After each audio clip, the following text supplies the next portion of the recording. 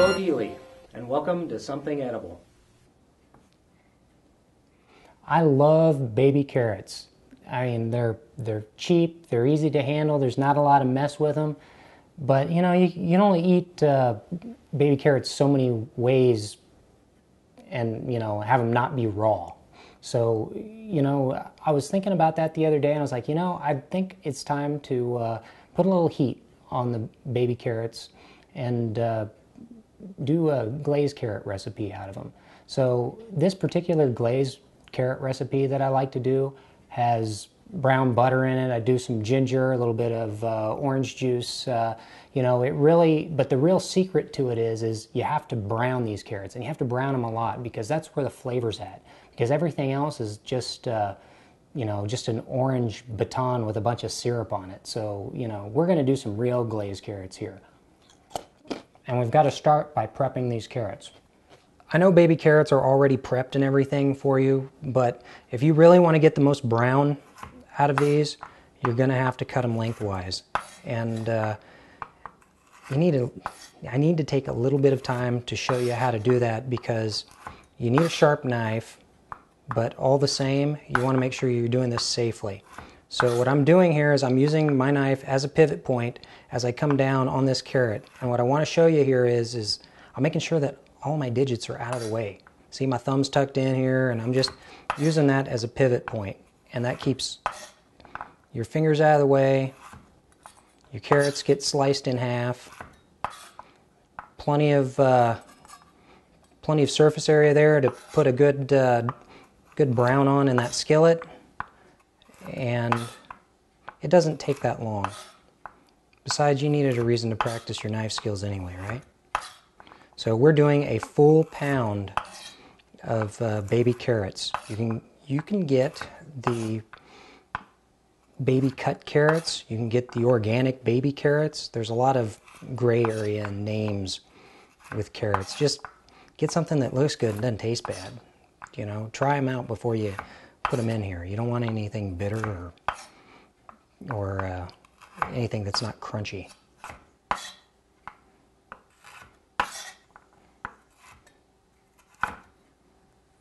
Oh, we'll give that one to the dog. There you go.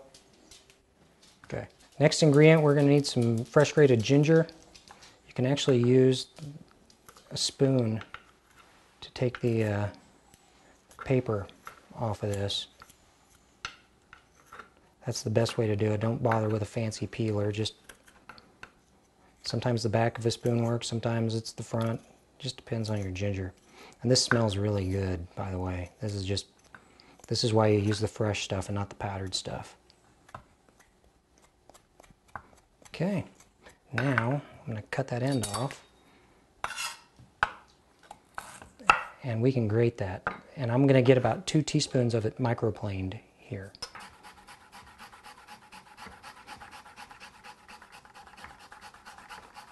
Definitely want to keep those fingers out of the way of a microplane grater.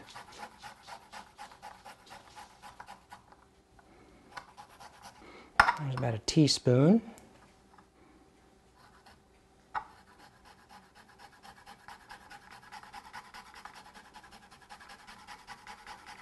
If you don't like ginger that much, don't add as much or don't add any, but it really offsets the sweetness of the carrots nicely, I think.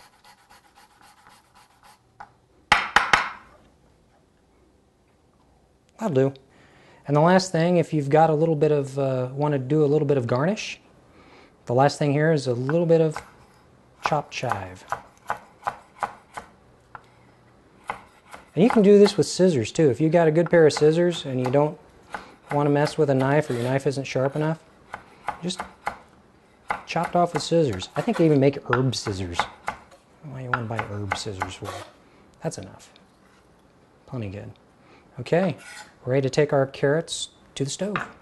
So to a skillet on medium-high heat, I'm going to add 2 tablespoons of butter, but don't add the carrots yet. What we want here is we want to melt this butter, and we want it to start foam up on us, and we want it to just start to turn brown. It's going to smell nutty. and you're going to see things start to go brown, and that's when you want to add the carrots. Okay, the tops of this butter is just starting to go brown. We don't want this to burn, and so to lower that temperature, it's time to add the carrots. We're going to add a full pound of those baby carrots. And this is a 10-inch nonstick skillet, by the way. Things are getting brown enough here that you don't have to worry about using cast iron if you don't want to, or you could use cast iron, I suppose. So there we go. And now I'm going to let these set for 5 minutes. Things are going to look like they're going to want to burn. Don't worry about it. Don't touch them. We want a little bit of brown butter and just a little bit of char on that carrot. So 5 minutes, and then we'll come back and we'll check them. Okay, we've waited for 5 minutes, and now the moment of truth. You can really hear these things popping and sizzling. They're ready to be turned. So don't panic. That brown right there, that's good. That's exactly what we wanted. That's what's going to give everything in this dish a little bit of character. So we'll give it a quick stir, and then I'm going to add a ½ teaspoon of salt, and I'm also going to add 2 fluid ounces or a 1/4 cup of orange juice. This will splatter, so you're going to want to be careful when you do this.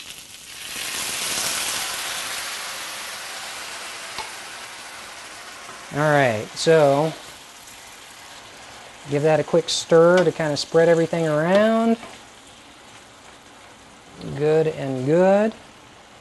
Now we're going to reduce our heat to low.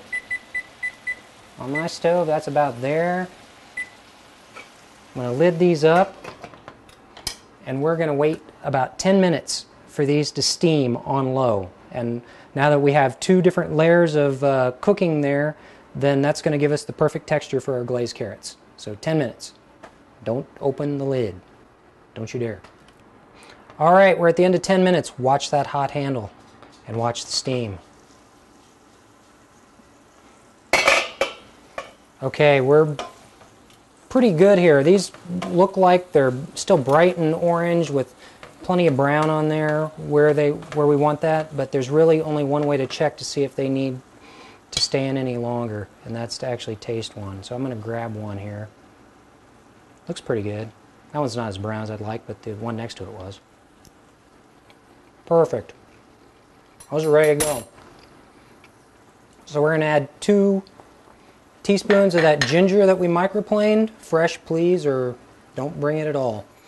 And then we're also going to add a teaspoon of demerara sugar, also called sugar in the raw, turbinado sugar. If you don't have that, you can use plain sugar or brown sugar, that's fine.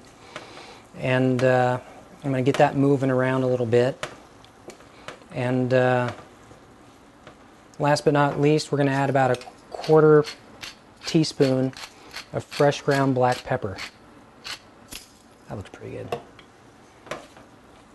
So as that sits there and we stir those a bit, those flavors are going to come together. That sugar is going to caramelize a little bit with the rest of the orange juice in there. And it's already thickened up. I mean, it's not sizzling anymore. Those are done. I'm going to turn this off, and it's time to plate up these carrots and eat.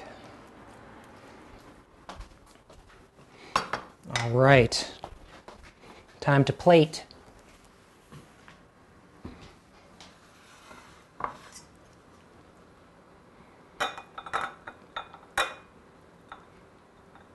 You know, if you're looking for a way to get your family to eat more vegetables, I don't think you can do better than these carrots. I kind of made a mess here, but bear with. I'm going to add just a little bit of fresh chive to that, totally optional, but it really brightens things up. And now we're going to try these. See how I did. You can smell the chive as you bring these up to your nose. I mean, it really, really sings.